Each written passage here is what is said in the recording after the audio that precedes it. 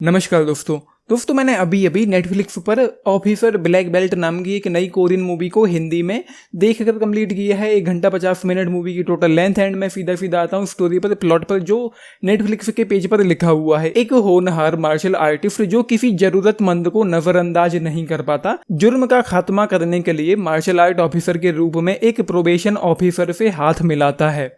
And उसका काम सिर्फ ये है कि जो जेल से जो क्रिमिनल्स छूटे हैं, जो अंडर सर्विलांस हैं, जिन पर नज़र रखी जा रही है, उनके पैरों में एक टैग, एक इलेक्ट्रॉनिक ट्रैकिंग डिवाइस बंधी हुई है, उन पर नज़र रखनी है। एंड उनको फ़ोन करके बताना है कि जब भी उनकी जो ट्रैकिंग डिवाइस है उसकी बैटरी 30% से नीचे हो रही है तो बताना है कि चार्ज करो इसको। और अगर वो घर से बाहर निकलता है तो उनको घर के अंदर ही रखने का काम ये है स्टोरी लाइन के नाम पर इस पूरी मूवी में। एंड फर्स्ट हाफ में यही चलता रहता है, कभी ये भाग जाता है, कभी वो भाग जाता है, कभी ये कर रहा है, कभी वो कर रहा है। मैं ये सोच रहा था कि मूवी में हमको ये भी जानने को मिलता है कि 5000 ऐसे लोग हैं कोरिया में जो जेल से बाहर हैं, लेकिन उन पर नज़र रखी जा रही है। तो मैं ये सोच रहा था कि यार क्यों फालतू में ये काम करना है।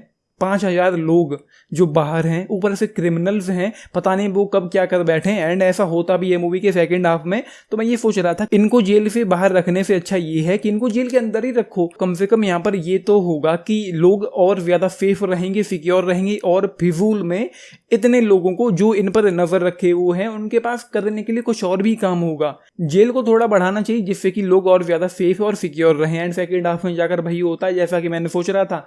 एक बंदा जो है जिसने 15 रेप किए थे वो जेल से बाहर निकलता है 20 साल की सजा काटने के बाद, और 10 साल तक उसको एक इलेक्ट्रॉनिक ट्रैकिंग डिवाइस पहननी पड़ेगी उसके पैरों में ताकि उस पर नजर रखी जा सके। एंड देन वो भाग जाता है। फिर अगेन वही कुछ होता है जैसा कि मैंने सोचा, एक खुले सांड की तरह उसको जेल से छोड़ दिया जाता है। फिर अगेन वो वही काम करता है जिसकी वजह से वो जेल में गया था। एंड मैं ये सुनकर दंग हो गया था कि भाई 15 बच्चों के रेप के लिए उसको 20 साल की सजा दी गई। भाई उसको फांसी होनी चाहिए थी। भले ही चलो मान लो कि कुछ देशों में अब फांसी का जो सिस्टम है, कानून है, उसको खत्म कर दिया गया है, लेकिन कम से कम उसको आजीवन हमेशा के लिए जेल में तो रखो। आपने उसको फ्री छोड़ दिया।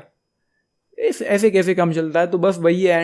And I have to say this but there is nothing really exciting at all. Movie में कोई डेप्थ नहीं है, कोई फील नहीं है, कोई इमोशन नहीं है, कुछ भी ऐसा इंटेंस एक्साइटिंग नहीं है जिसको देखकर मजा आ सके। सिर्फ और सिर्फ जो एक्शन है मूवी का वो अच्छा था। उसके अलावा कोई थ्रिल नहीं है, कोई टेंशन भी नहीं है, कोई बहुत बड़ा सस्पेंस भी नहीं है। जो राइटिंग है, जो पेसिंग है, जो स्क्रीन प्ले है, वो सब ठंडा स्लो और कमजोर सा फील होता है। एंड मूवी की जो लेंथ भी है वो काफी लेंथी फील होती है। एंड मूवी के शुरुआत में ही 15-20-25 मिनट में ही मैं ये क्लियर हो गया था कि भाई मुझे देखने का मूड नहीं है बिल्कुल भी। लेकिन फिर भी किसी तरह से मैंने मूवी देख ली, मूवी खत्म की है, जो मुझे काफ़ी लेंदी और बोरिंग फील हुई है। पूरी तरीके से ही बोरिंग फील हुई है मुझे ये मूवी।